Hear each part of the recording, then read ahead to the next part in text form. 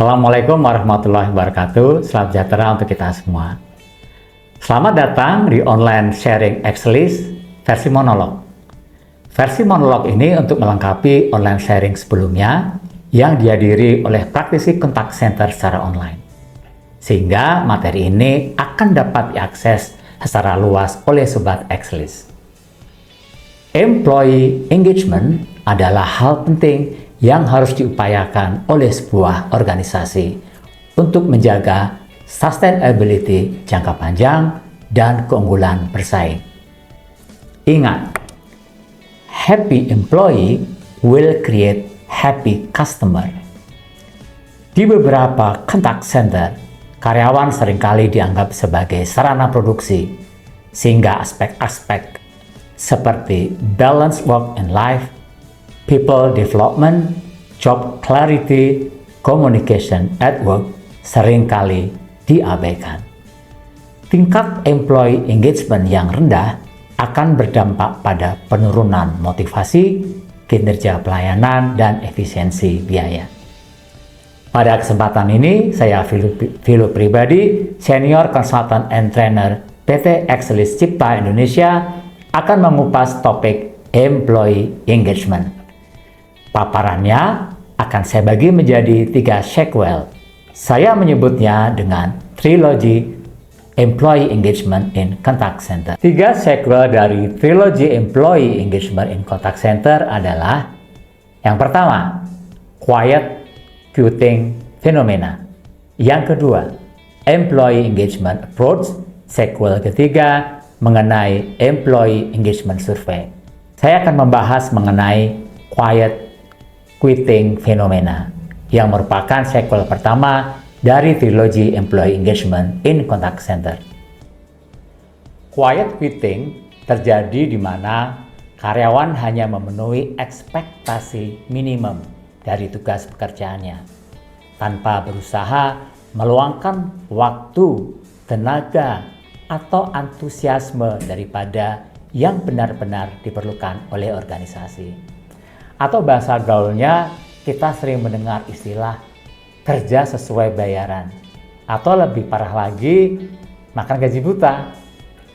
Istilah quiet quitting bukan berarti mereka secara fisik berhenti dari pekerjaannya, tetapi lebih kepada kehilangan keterlibatan emosional ataupun mental terhadap pekerjaannya. Tren ini mencerminkan isu yang lebih dalam terkait dengan work-life balance, working satisfaction, dan burnout. Pertanyaan berikutnya, is quiet quitting real? Dalam diskusi dengan para praktisi kontak center yang kami lakukan, fenomena ini sedikit banyak benar-benar terjadi di lingkungan kerja kita. Jika kita abaikan, gejala ini akan menjadi toksik di lingkungan kerja dan bisa menyebar secara cepat. Tentu saja, organisasi kita akan merugi karenanya. Oleh karena itu, sebagai petugas yang bekerja di contact center yang mengamati daily operation-nya, kita harus tahu dan memahami gejala-gejala dari quiet quitting. Why quiet quitting? Atau mengapa terjadi quiet quitting? Ada banyak alasan mengapa quiet quitting terjadi. Yang pertama, burnout. Kondisi burnout terjadi bila mana jam kerja terlalu panjang, istirahat yang minim, sistem yang amburadul, sehingga karyawan merasa hektik dan akhirnya burnout. Yang kedua, lack of recognition. Dalam kondisi ini, karyawan merasa kurang atau tidak mendapatkan penghargaan dari organisasi. Yang ketiga, misleading expectation. Kondisi yang ada seringkali tidak sesuai dengan harapan dari karyawan. Terkait dengan lingkungan kerja misalnya, beban pekerjaan yang lebih berat, gaji yang diterima, kesempatan promosi, ketidakadilan, atau ketidakjelasan dari tugas yang harus karyawan lakukan. Alasan keempat dari quiet quitting adalah work-life balance. Sekarang ini, karyawan menginginkan adanya keseimbangan kerja dengan kehidupan pribadi mereka. Kesehatan mental mulai menjadi isu yang semakin besar. Pada akhirnya, karyawan memutuskan untuk tidak all out dalam pekerjaan dan karirnya. Karena di tempat kerja mereka tidak menemukan apa yang namanya work-life balance. Dan yang terakhir, quiet quitting terjadi karena cultural shift. Apa kaitannya? Kita lihat, dewasa ini adanya perubahan generasi yang memiliki cara pandang berbeda bisa berakibat terjadinya cultural shift. Misal, munculnya generasi Z atau dikenal dengan istilah Gen Z ataupun Gen Alpha terkadang akan menimbulkan friksi karena karakter yang mereka miliki itu tidak sejalan dengan tuntutan dan lingkungan pekerjaan yang telah ditetapkan atau di-create oleh para generasi sebelumnya. Mungkin Sobat Excelist pernah mendengar istilah Strawberry Generation, di mana jika kena benturan sedikit, kelompok Gen Z ini sering merasa lemah, tidak nyaman, ya mungkin bisa dikatakan sebagai generasi yang lembek. Setuju nggak? Berikutnya kita bahas mengenai bagaimana mengenali ciri-ciri quiet quitting. Di operational contact center, dalam keseharian, kita harus mencoba untuk mengenalinya. Ciri-ciri yang pertama, biasanya karyawan tersebut tidak bersedia melakukan pekerjaan di luar pekerjaan utama atau yang bukan job desk-nya. Ciri yang kedua dari quiet quitting, karyawan cenderung sering pulang kerja tepat waktu dan menghindari overtime. Ciri yang ketiga, tidak mau berurusan dengan pekerjaan atau menjawab pertanyaan seputar kewajiban kerja di waktu libur. Ciri yang keempat, mereka biasanya bekerja sesuai porsi. Dalam arti, yang penting memenuhi basic quality standard. Ciri yang kelima, mereka hilang minat untuk menjadi karyawan berprestasi di perusahaannya.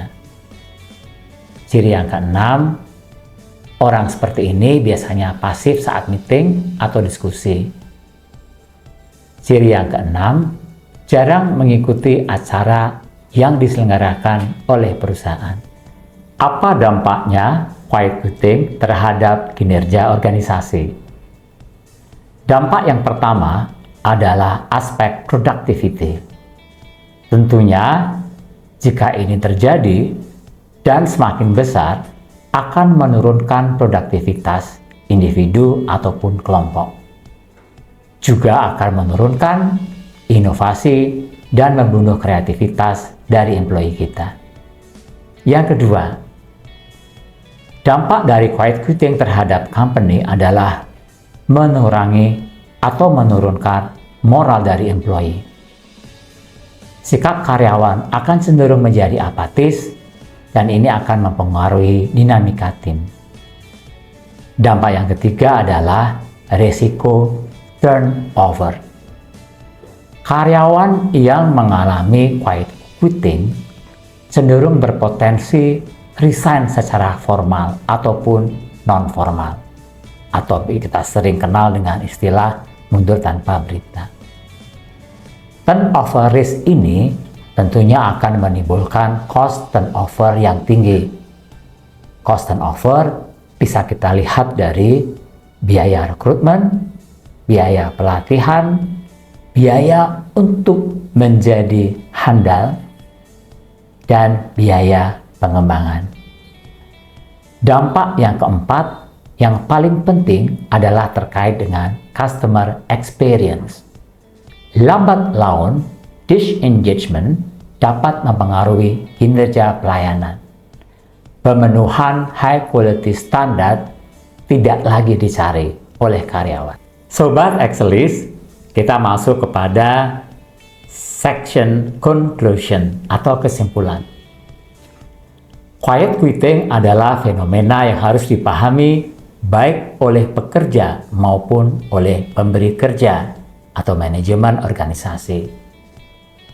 Yang kedua, tentu saja, quiet quitting merupakan tanggung jawab bersama antara perusahaan, atasan, dan bawahan.